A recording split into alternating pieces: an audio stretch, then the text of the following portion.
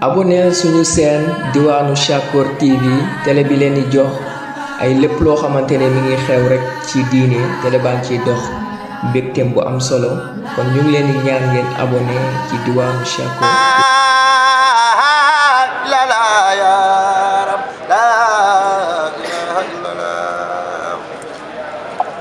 La ilaha illallah ya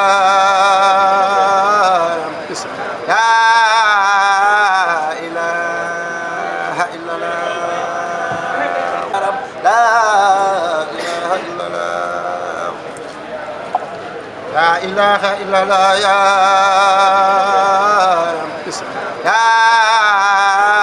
ilaha illallah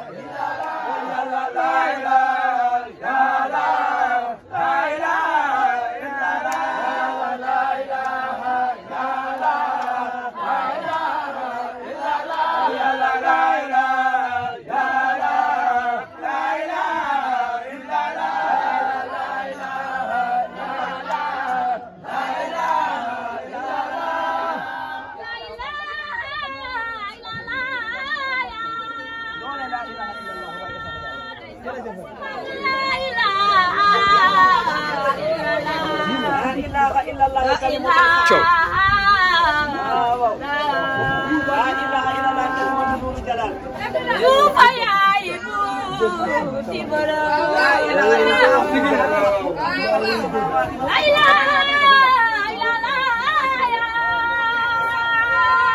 فكيف ينسى أو يقاتل الوراء جعلنا الله من الذين دعوا بفكرة عليه الحين Syekh Musa ini pojok sebuah kubah La ilaha illallah huwa al-haq bi jismiyah La ilaha illallah huwa jalaliyatullah La ilaha illallah huwa kalamullah La ilaha illallah Kalimatu la ilaha illallah huwa rahmatullah Jufa ya ibu tibara Qala Allah inna rahmati qaribun minal mukhlisin Xam nga yàlla xam ne ko ya tantak leer ya kon nag nañu téye lu ñu Cheikh Moussa jox ci dëkk bii ñu xam ne mooy dëgg Juf yàlla lu ñuy coow coow lay sore ñun nag sunu liggéey li ñu soxla woon mooy sa ñaan siggi te nee na siggi naa siggil ngeen ma La ilaha illallah gannaaw siggi na nag loolu mooy wane ne ñu tamit siggi nañ ba faw te dootuñu sëgg mukk du ñu sëgg yomal xiyaam du ñu sëgg fii nii lay xel di kawee rek di yéeg kalimatul ulya di yéeg incha allah moo tax bés bi na ñëpp fas li ñuy bëgg li ñu bëgg ñëpp fas ku ne li nga bëgg wax da nga koy wax rek ku nekk li nga bëgg da nga koy wax li nga mëbët wax ko li nga soxla lu mu rëy rëy waxal rek kii joxe du jeexal kii joxe du jeexal kii joxe du jeexal te ko mooy Allah mooy def ñuy dund def ñi dee jël ci dee teg ci dund jël dund créé ci dee guddi bëccëg mu génne ci guddi wa ma kaana li nafsin an tamuutu illa bi isnillahi kitaaban muwajjalan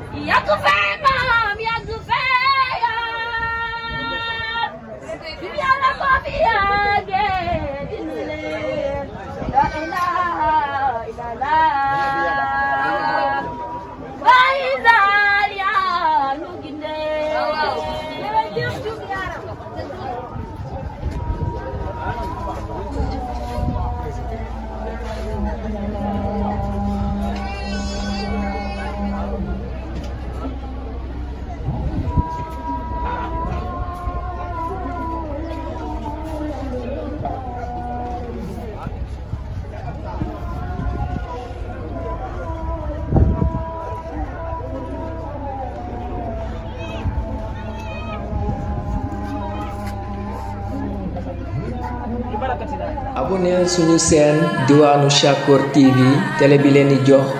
ay lépp loo xamante ne mi ngi xew rek ci diine télé baa ngi ciy dox mbégteem bu am solo kon ñu ngi leen di ñaan ngeen abonné ci Diwaanu Shakoor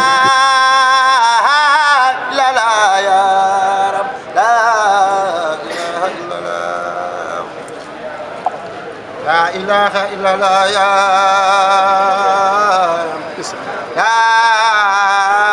ilaha illallah